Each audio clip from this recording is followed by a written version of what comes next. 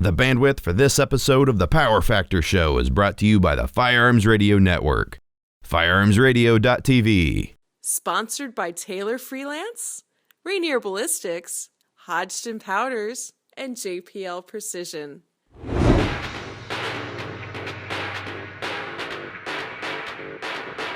Hey Power Factor fans, I'm Rick.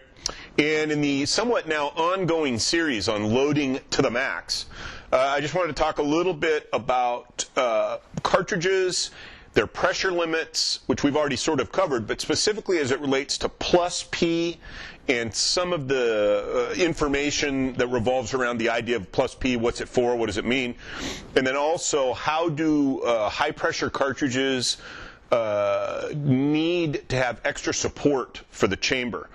Most of the guns that we use in competition, at least those we were using 20 years ago when I started, have what are referred to as unsupported chambers.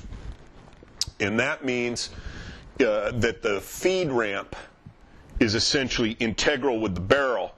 It requires removing a part of the entrance of the chamber, and that bevel is essentially resulting in some part of the cartridge case being unsupported by steel when the cartridge is in the chamber.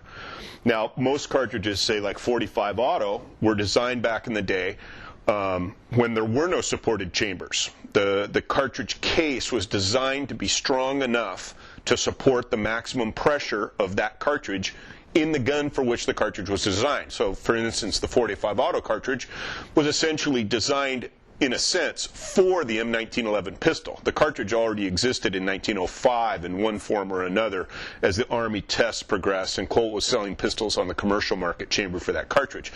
But the specifications for the 45 Auto are essentially, or traditionally, historically, have been tied to the M1911 pistol, and the cartridge is perfectly safe with an unramped or unsupported barrel like this.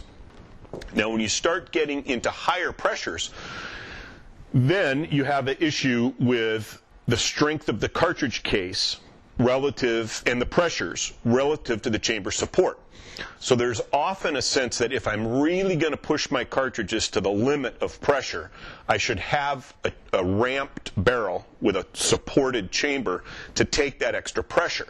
And I think a lot of that, at least in competition shooting, pistol competition, came out of the experiences of people who were shooting .38 Super in open division or trying to make major with the .38 Super back in the 80s and 90s. Major, historically, they've dropped the requirements in terms of velocity, power factor over the years. It's now 165. 15 years ago it was 175. And I think 25 years ago it was 185. They actually, before chronographs became popular, the way that they determined power factor was by shooting what was called a ballistic pendulum.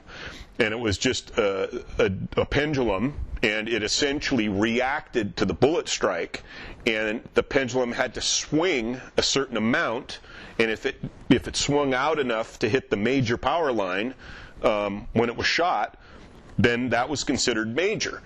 And initially, the major power setting, where the floor was set for major power back in the mid-70s, was shooting a 45 Auto cartridge, which is kind of nominally a 230 grain bullet at 850 feet per second, although most factory hardball is probably going to run closer to 825 feet per second. But firing that round out of the Star PD, because the PD was the shortest barreled 45 Auto pistol on the market at that time. It was slightly less than 4 inches, I think. I should know. I used to have two of them. I don't know if you can see this. That's the old Star PD frame. So anyway, so then I think later it was the Commander, or maybe earlier it was the Commander, and then it went to the Star PD because it had the shorter barrel. But anyway, the idea was you had to make this power factor, and if you were trying to do so with a .38 Super, you had to run it really hot. I mean, if you can imagine, today you're running a 124 grain bullet hot enough to make 165 power factor, maybe 1,400 feet per second. But try driving that bullet at, say, 1,600 feet per second or 1,700 feet per second And the cartridge case, 38 Super cartridge case, which has a maximum pressure about the same as 9mm, just is not up to that pressure. And it resulted in, back, of course, you remember 25 years ago, there were not the same variety of powders available, and it was just very difficult to get those power levels out of that cartridge, and especially considering the pressure limit on the 38 Super is about the same 35,000 PSI that you see in 9mm and 40 Smith & Wesson. And so one of the things that was developed was this ramped or supported barrel, which in a 1911 style pistol, which was one of the only kind of pistol really that the 38 Super cartridge was chambered in. There were later some CZ75 derivatives and some other guns, but really it was a 1911 specific cartridge. The ramped barrel was developed in which part of the frame was cut away to allow this extended ramp to be fitted into the frame. More of the case was supported by the barrel, and so you could run it at higher pressure, still probably well over the pressures that were designed into the cartridge, but with the fully supported chamber, you could get away with it. Now, another cartridge that came on the scene in the 80s, never really had much of a competition following, was the 10mm. And this was a cartridge that was developed initially for the Bren 10, which lived a very short life in the early and mid-'80s. But then just about the time that the Bren 10 went away, disappeared, was about the same time that supplies of ammunition started to pile up on the shelves. Norma had agreed to make the factory ammo. Really, Dornhouse and Dixon, the company that made the Bren 10, convinced them to make the 10mm ammo for them. And I think there were only like 1,500 Bren 10 pistols made in the early and mid-'80s. But by the time the company went belly up, I think in '86, the cartridges were starting to flow into stores. And so you had a situation where you had this brand new cartridge available on the shelves in quantity, but no pistol to shoot it in. So Colt came to the rescue in the form of the Delta Elite. And the Delta Elite is a slightly modified 1911 government model style pistol, re-engineered to accept the 10mm cartridge. And not a whole lot of work was done on it. You can see it, I mean, other than the little Delta Elite logos and the fact that it's roll marked on the slide, Delta Elite 10mm, this doesn't really look much different than the kind of a pistol chambered in 45 auto or 9mm that you'd see at a USPSA or IDPA match.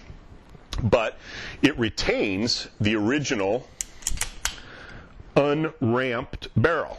I don't know if you can see in there that there's no extra support for the chambered cartridge.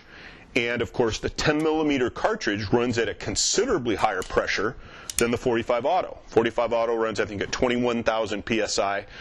And the 10mm runs at about the same 35,000. I think it's actually 37,500 PSI, approximately the same as 9mm and 40 Smith & Wesson. So not really a high pressure cartridge, but in the unsupported chamber barrel design of the 1911, it's a much higher pressure than you see in 45 auto, for instance.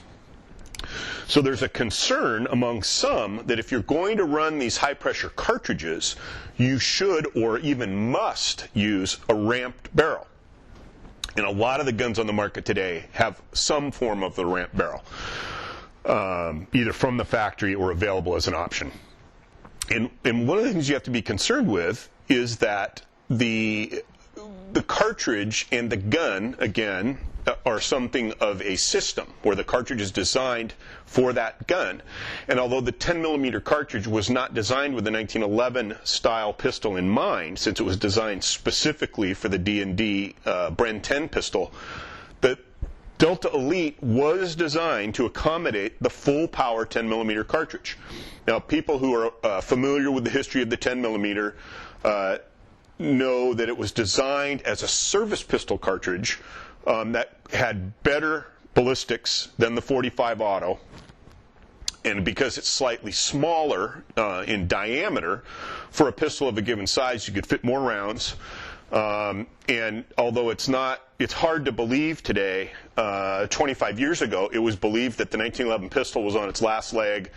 Colt was, as seemingly always the case, was kind of financially shaky, and it was believed that the 1911 pistol was just going to go away. There wouldn't be any more. Colt would go out of business. There would be no more 1911s, and so it was believed that there was an opportunity to come out with a new pistol, new cartridge to replace the 1911 as America's sweetheart, service pistol, and it was kind of a strange development.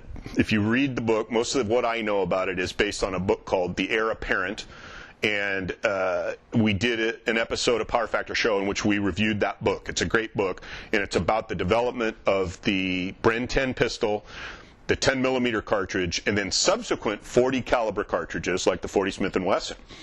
And part of it, the interesting part of the story, of course, is that the 10 millimeter cartridge was visualized by Jeff Cooper, who was kind of the honorary designer. I mean, he was kind of the philosophical father of the Bren 10.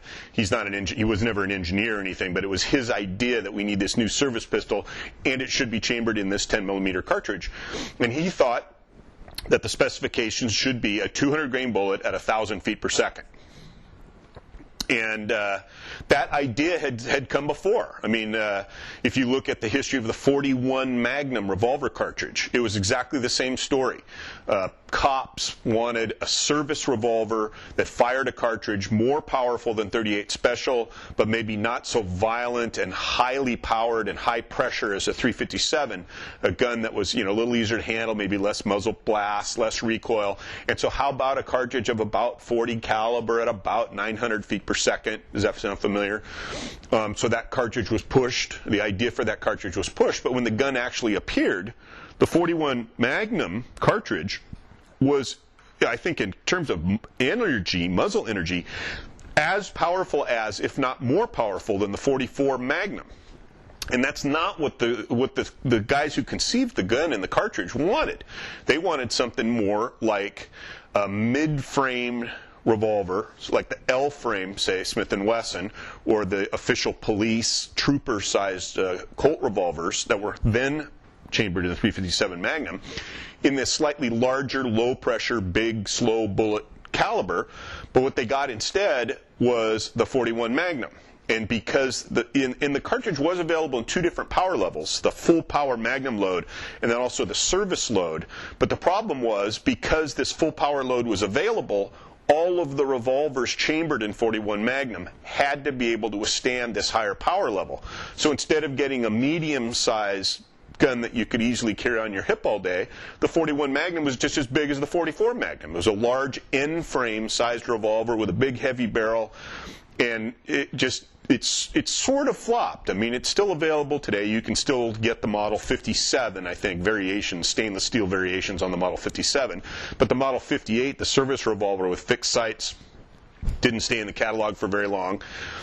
And it's amazing that 20 years later, the Bren 10 and the 10 millimeter cartridge essentially plowed exactly the same ground. Cooper said, let's get this 200 grain bullet at 1,000 feet per second. Then he thought, well, let's go with an impact velocity of 1,000 feet per second. So we're going to have to up the muzzle velocity a little bit to make sure that when that bullet gets out there and hits that target, and Cooper was a big advocate of at the time of being able to reach out and touch someone with a handgun maybe out to 75 yards. And for hunting or something, that might be worthwhile. And so the cartridge was developed.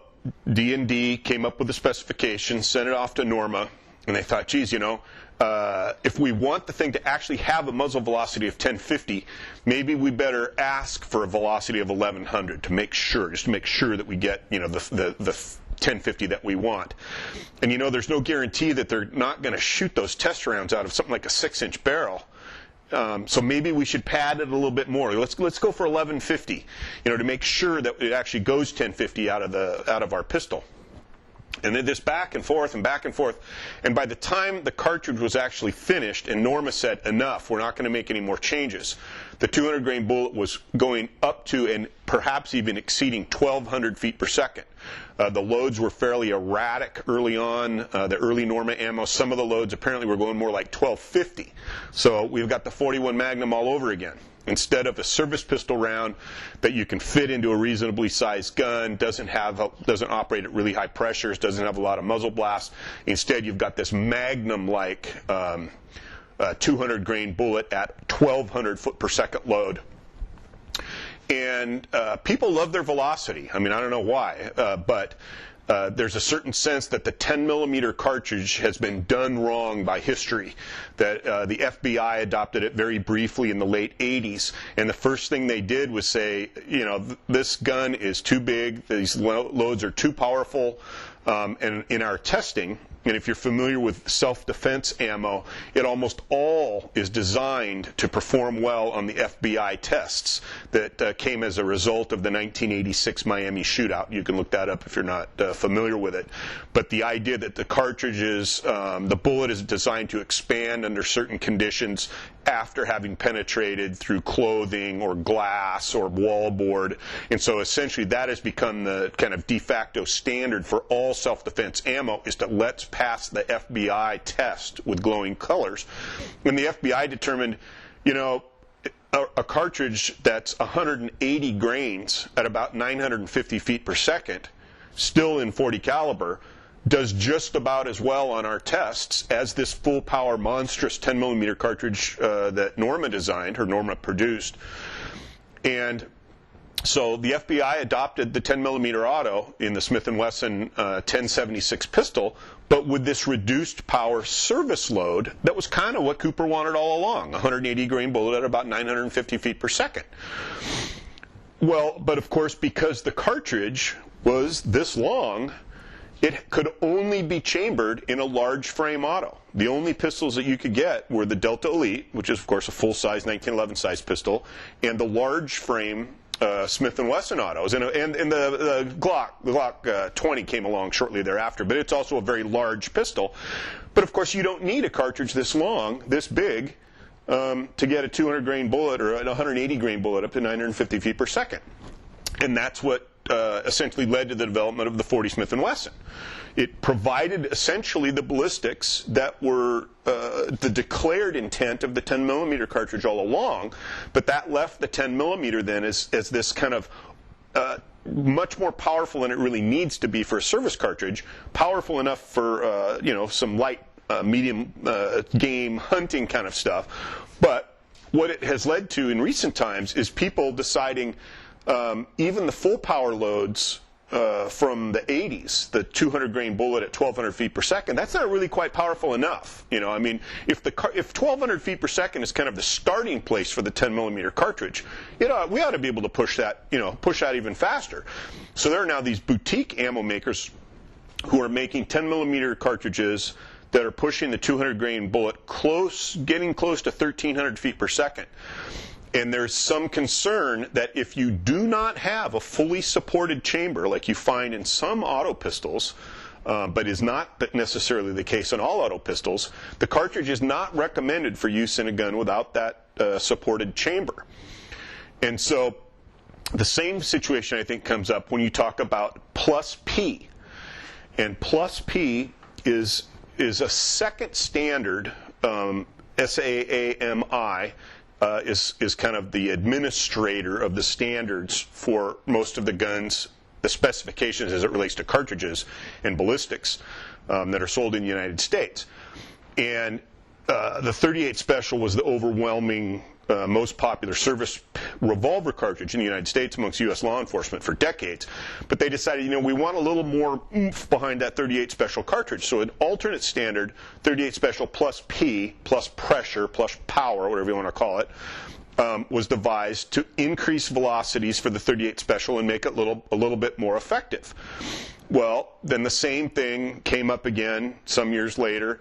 The 9 millimeter cartridge. We want a little more velocity. You know, we think we need more velocity for more energy, better expansion. So the plus P 9 millimeter load was developed. And then somebody decided that maybe that's not quite enough. So let's go with a plus P plus cartridge. And essentially what we have is this substitute standard that increases both the average pressure and the maximum pressure above the original cartridge's specification.